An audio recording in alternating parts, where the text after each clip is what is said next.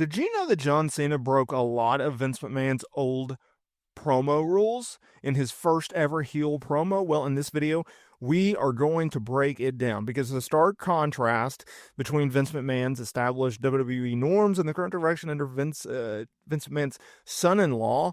Triple H's leadership has become a frequent topic of discussion among wrestling fans, from advertisement placements on the ring mats to creative decisions like Jey Uso's Royal Rumble push and going with factions. Many perceive these changes to be a direct change to Vince McMahon's long-held principles. John Cena's heel turn in promo on Raw in Brussels served as a prime example of this. Cena's justification for his character shift emphasizes his motivations rather than simply becoming the Raw's ally. And it was certainly newsworthy. However, equally significant was the segment's blatant disregard of several of McMahon's long-standing rules and preferences. One of such, as revealed by JBL on Conrad Thompson's Something to Wrestle With podcast, was McMahon's aversion to insider terminology when it comes to pro wrestling. He specifically banned words like heel and babyface from on-air use. Yet Cena's promo directly contradicted this, with him explicitly stating that he was neither a babyface or a heel. Furthermore, Cena's usage of strong language, including insults directed at the audience, further deviated from McMahon's preferred on-air presentation. JBL also shed light on McMahon's particular disdain for the word prick, which he considers an epitome of craziness.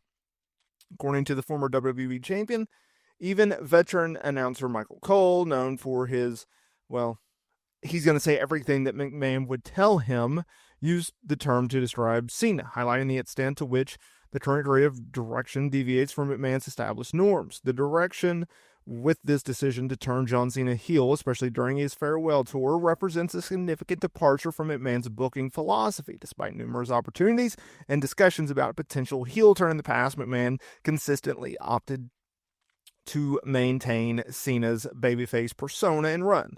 Triple H, on the other hand, has demonstrating a willingness to embrace bold creative choices, even with established figures like John Cena. Under Triple H's leadership, WWE has witnessed unexpected character shifts, such as the New Day's heel turn and surprising storyline developments like Jey Uso's Royal Rumble win and Io Sky's shocking Women's World Championship win.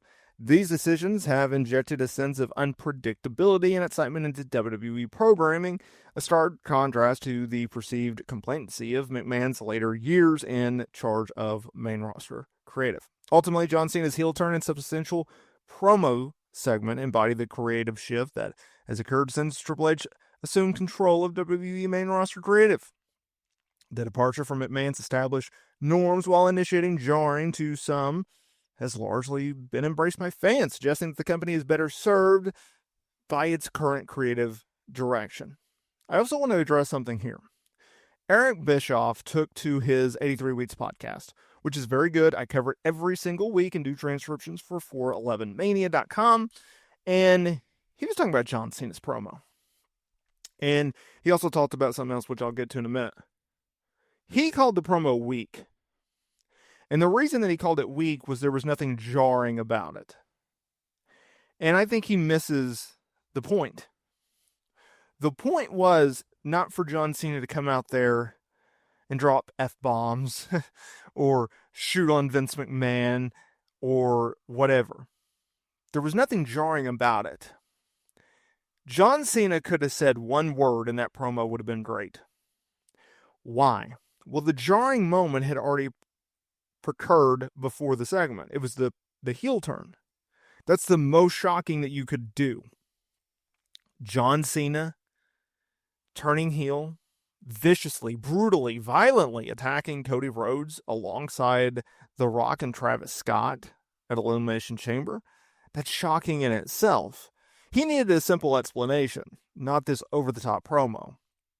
That's exactly what you got. Now, if you want to criticize the promo, which I will, it's this. Why didn't we get an explanation as to why that he aligned with The Rock? That seems like a pretty foregone conclusion, something that's very simple, right? They're both good friends. They're both in Hollywood. And The Rock offered him to be his champion as long as Cena gave him his soul. Now, that sounds pretty foregone conclusion, yet you don't mention it. Now, I understand that there was I don't want to say report. It was a line in the Wrestling Observer Radio this past week by Dave Meltzer. He talked about how there is something more than meets the eye when it comes to Rock, and Rock not being mentioned in John Cena's promo. Now, this got people freaking out. And Brian Alvarez was like, so does that mean that Rock isn't going to be part of the storyline? Does that mean that Rock isn't going to be part of WrestleMania? Like, what does that mean? And Meltzer was like, well, there's more than meets the eye. And Alvarez is like, well, you can't just say that. People are going to lose their minds. And they did. What I think this is we have John Cena. We have Cody Rhodes. They're appearing on this week's episode of Monday Night Raw. You have John Cena, who was booked for several upcoming WWE television events. I think WWE did not want to get everything out in one promo. Okay? So, week one, step one, layer one, plan one, you have John Cena blame the fans. And that, at its heart, is the core of the heel turn. The fans was in a toxic relationship with him. He built that promo into reality. He kept it real. It was not fantasy. It was not dream. It was not far-fetched. It was nothing in between. It was based in reality. And that's exactly what you need from a heel turn. That's exactly what you need promo. The whole point of a heel is to be telling you the truth when you don't want to hear the truth, and they get so fed up with you not seeing it that they do anything in their power to make you see it. Therefore, it makes you hate them.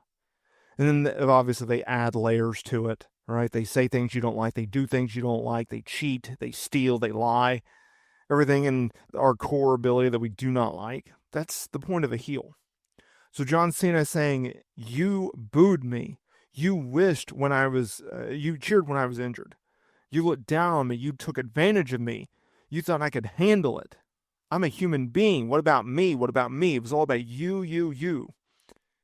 And I think, in general, in life, most people are like that, right? I think we can all admit, if it's between you and your family, between someone else's family, you're going to pick you and your family. Like, I always had this mentality in my head of, no one's coming to save you.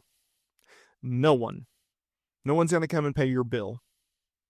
No one's going to come and pay your rent or your mortgage or your car payment or whatever. It's all on you. And I think that's where John Cena sees that. And I think that it's an interesting direction, no doubt. It's a very interesting direction. And I'm hopeful that we can see more of that. I'm hopeful that John Cena will continue to create buzz, will continue to create these great moments. And I'm looking forward to seeing what they can do else with John Cena as a heel.